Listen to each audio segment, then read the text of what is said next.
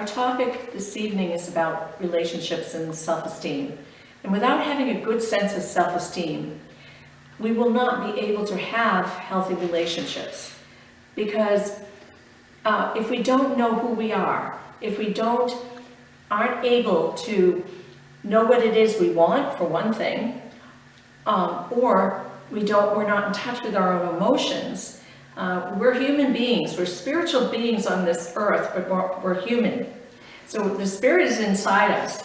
And so what we have to touch base with is from the time from any lifetime to the present time of this lifetime, we've been affected by many things.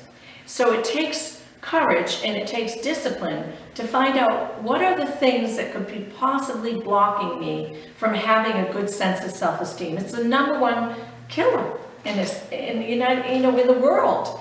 If I've seen amazing famous people that have multi-talents from all aspects of things, and they have this much self-esteem. They do not see the beauty in all that they are and what they do. So how do we have it? I'll never forget when I was first told that you got to love yourself, Kathleen. I thought, what does that mean? I was 20-something, and I thought, what does that really mean, love yourself? And so a lot of people don't know what it means. Like I didn't know what it means, and don't beat yourself up if you don't. It has an energy to it, okay? It's a reflection on self. How do I feel within me, within my body, within my soul? How do I feel? What are my choices? What do I want? What do I like? What I don't like? But a lot of it is taking good care of self, having boundaries. A lot of people if you grew up in a home where nobody had boundaries and you don't know how to set boundaries up, is that your fault? No, we have to unveil our lives. And a good way to do that is to sit and where you are now as an adult, to go back to your childhood and look at the many players and how were they in their lives and how were they responding to you and how did they react to you or you react to them in the circumstances around you. A lot is unveiled. If you grew up with a parent that had low self-esteem or wasn't in touch with their feelings, how are you going to know how to be in touch with your feelings? So it's a learning process. We often come into this world and we grow up and we listen to our parents and we come to a certain point and we go, okay, what do I like about this and what I don't? We start building our own selves, okay? And that's what we're talking about here. What is self? So first of all, as spirituals, we know that we're part of infinite. We're infinite. You know, in the Course of Miracles, they talk, there is nothing here at all. This is an illusion. So always come from your higher self in the I Am presence and all of that. So we have many spiritual teachings. And I would definitely suggest the Course of Miracles. And I would definitely suggest the I Am Discourse and all of those, and Radical Forgiveness by Colin Tipping and all these wonderful books that are out there because they help you to see whatever is outside of you is a projection. So I don't feel good enough about myself. I might be attracting somebody that's going to reiterate that. Okay? If I don't feel I'm enough, I might attract the same thing outside of me. That somebody's going to think that I'm not enough or reiterate that to me. So it's a projection. So it's very important to look at yourself. How am I? Do I have good boundaries? Do I even know what boundaries are? Do I have limits? On myself? Do I beat and berate myself up every day? And in this world today, it is constant. We see it on TV, on the media, and we see it in family and friends. I'm so stupid, I'm not good enough, blah, blah, blah. It goes on and on and on. So those are the things that you want to be aware of so that you aren't reiterating and believing in all of this. And you're not perpetuating a life that you feel less than. Okay, because nobody should be less. Nobody's better or less than anyone. We're all one. And when we start to look at our brothers and sisters as ourselves, which the Course of Miracles teaches, okay, then we start to have a lessening of all the judgments that we have on other people and ourselves, and we let go of our grievances, and we work on forgiving. And in the Course of Miracles, there's really nothing to forgive. It's an illusion because we're all one. So real spiritual work is so good, and it affects every area of our life. It affects the area on getting a job, on having a relationship, on having good things in your life, because we can attract them, but if we're not feeling good within ourselves, eventually it's going to dismantle. Okay, so you can start off with a wonderful relationship and you can go for a certain length of time, but if you haven't dealt with your inner issues of whatever they may be, loneliness, sadness, jealousy, greed, all the basic emotions, if you haven't come to that point where you're feeling just wonderful and accepting of self, then things aren't going to work. And in the law of manifestation, you can imagine, and it's the thought you put out there, and it's the voice you put out to that, and the imagination that brings it towards you. So that's wonderful. You can bring it towards you. I've done that in my life. I've manifested people in my life to the T, to the absolute T on my vision board. Absolute T. But it didn't work out the way that I wanted to. Why? Because I wasn't developed enough yet. I hadn't come to a stronger sense of self and knowing what that is. And living for me. Not the way that everybody thinks I should or want me to or whatever. To set up our own morals, our own understandings of things, and the way that we live our lives that's important to us. And having good boundaries and setting up situations where we follow our gut feeling. Your intuition is key in every area too. Our intuition is God-given. It's that inner knowing, that antenna that says, warning, warning, warning. When we're next to somebody or in a situation that isn't good for us, but we don't listen. So you can draw in manifestation to you, but you have to still use discernment to, is there a red flag? Is there a warning there? Is there that little teeny thing that just got you the wrong way about somebody, but you said, oh no, I might be just being too hard.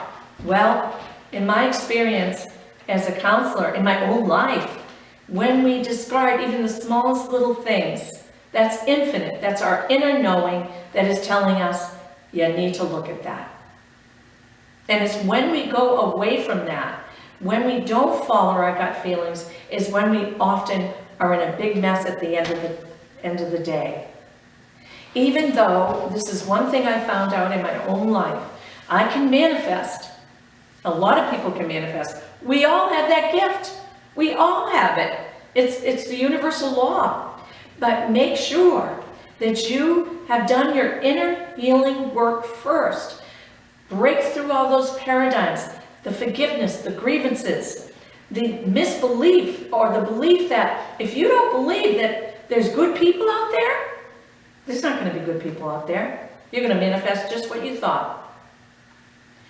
If you don't feel like you're good enough, you might attract that wonderful person that's very adoring towards you and everything, and then eventually it's not going to turn the way that you manifested it, because you still have it in your consciousness, your subconscious mind. We still create that way. So going deep dive into your emotional body, your etheric body, all the layers. You got to go deep in. If you've been traumatized, if you have post-traumatic stress, anxiety, all those things, and it's happening in your life today, you gotta go open up the door. You gotta dig in there, find out why, and then take it out and heal it. Bring it up, heal. Bring it up, heal. Or bring it, move through it. The only thing that, what we resist persists. So, is it easy? Not always, but if you have a good support group, there is so much out there now. I strongly believe in Joe Dispenza. I strongly believe in the Course in Miracles, Marianne Williamson. Any of these spiritual practices, natural laws of the spiritualism, the courses that they teach. You got to go in. As a medium, if I don't feel confident or good about myself, or I lack self-esteem, that is definitely going to affect my mediumship. Okay, so that's another one we all have to work on and should be part of our classes and our workshops too, is about building a sense of self-esteem. Because I'm going to be, no, I mustn't be. I can't get this wrong. I mean, I can't get it. Yeah, you'll be worried about getting something wrong versus lining up with spirit and giving it, you know? So self-esteem covers every area of our life. And it's not, you can't give it to somebody. It's something that we can help a person have good self-esteem by education, by helping them through the little roadblocks that are in their life that with children.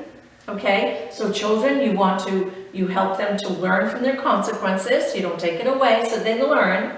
If I have that behavior, this happens. If I do this, this happens. Okay, but you also allow them to say, we all make mistakes and mistakes aren't wrong. We learn from those mistakes. So it's an encouragement. We all need encouragement to grow, and we all need a community. Okay, so community can help with self-esteem. And people that are around us that are healthy enough to say, we're going to make mistakes, that's part of life, and not help you feel down about it. Okay, so a person, you know, help a person to and you've seen it with friends and family, I'm sure. You see something wonderful about them, and you tell them, and you can see the little spark in them, okay? But then they got to take it. If they take it for a while and let it go, and they go back to that old way of thinking, it's not going to help. So diving deep in, finding out what did you see as a child? Because anything from the time we're born up to age 8 is in our subconscious mind. And we attract that light to us, okay? We attract it. We attract those. That's why with the diseases, with addiction, you're more apt to meet somebody that is in Al-Anon or had a family of it, or actually a person with an addiction, because we're used to it. It's an energy field that we're used to. So it takes time to unveil that, overlay it. As a hypnotherapist, is what you do is you can never change that, but you can overlay it with new. So that becomes what you're manifesting up here. Okay, so can we change? Absolutely. Have people change? Absolutely. It takes time though. Give yourself the time to unleash. We live in a society where it's got to be quick, bada bing, bada bang. I want that, you know, somebody's going to make zillions of dollars when they find the pill for self-esteem. You know what I mean? But there's not going to be, all right? We got to be the pill. We got to be that source that gives us that exuberance of self-love. Self-love is not beating yourself up when you make a mistake.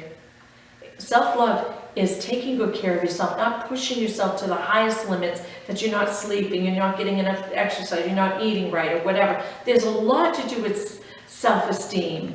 And oftentimes when I see people are the worst to themselves, instead of becoming your own best friend, you think you're your own worst enemy. Switch that around. Switch it around, even if you don't believe it. Because in programs, and another thing is the 12-step programs. It was a spiritual program that was given. It's powerful. It matches the Course in Miracles. It matches a lot of the spiritual practices. They all circle around. And when you learn them, you realize it is about your inner journey, okay? And that what you believe about yourself is so important, and that you can heal and you can transform. And so in the 12-step program, it teaches you sometimes, well, just fake it till you make it. And with manifestation, you kind of do the same thing. If you can't think that, I want to manifest $1 billion, right? And if your head goes, that's a little too much. You know, how am I going to manifest that? That's self-doubt, isn't it? That's not going to be manifesting very good. But if you start breaking it down and sit down and say, well, you know, how could I ever make $1 billion? You know, and start investigating it. So you want to get yourself to a point where you're open to it. So I'm open to believe. That's one of the steps in the first step, came to believe there was a power greater than myself that could restore me to sanity. Because it is insane when we don't love ourselves. It is an insane world when we don't feel a sense of self and a sense of knowing, and we don't follow that inner feeling and that inner gut that we have. Everyone's got it. And in our lifetime, some folks, we have past lives that we've lived and so forth. Some people believe in that. I'm not saying everybody should believe in anything, but if you do, then it's lifetime after lifetime. And one of the great avatars for that is the Saint Germain, the I Am Discourse, and how Saint Germain, you can relinquish 2/3 of your karmic debt and the negative part of it. So I say, put the salt and pepper in it, whatever you can, whatever works for you, the Ho'oponopono. That is a magnificent, I love you, please forgive me, I'm sorry, thank you. Because again, all the roads are leading. Don't have compassion for your brother and sister, but first have compassion for you. And you know how it goes. If you don't love self, how can you know to love somebody else? Right? So peace and blessings in our inner work is the most important thing to do for anything in our life. And teach your children how to get in touch with their emotions. If they're crying, address it. You look sad. Can you tell me what you're sad about? And it might stop them on their track, but have a dialogue. You look angry right now. Can you tell me what you're angry about? We're often telling people to shut up, don't feel that way, or whatever. That's not it. Address the emotions. And kids are there to show us, okay? If, we need to address our emotions too. How am I feeling right now? And there's nothing better to be able to say to a child, if you just were upset or something, say, okay, I need to calm down. I'm feeling angry right now. And this is why I'm angry. I'm doing too much and I wish I had more time that I could spend with you. Whatever it may be. But we all need to get in touch with our emotions, our basic emotions, grief, anger, sorrow, all those emotions that there's two things, there's two roads. Over here is love and the rest is fear. And a lot of emotions go into that fear. Unless they're joyful, happy, abundance, exuberant, okay? So stay tuned. We're going to keep rolling with whatever Spirit gives us to talk about, and the blessings of Spirit with you.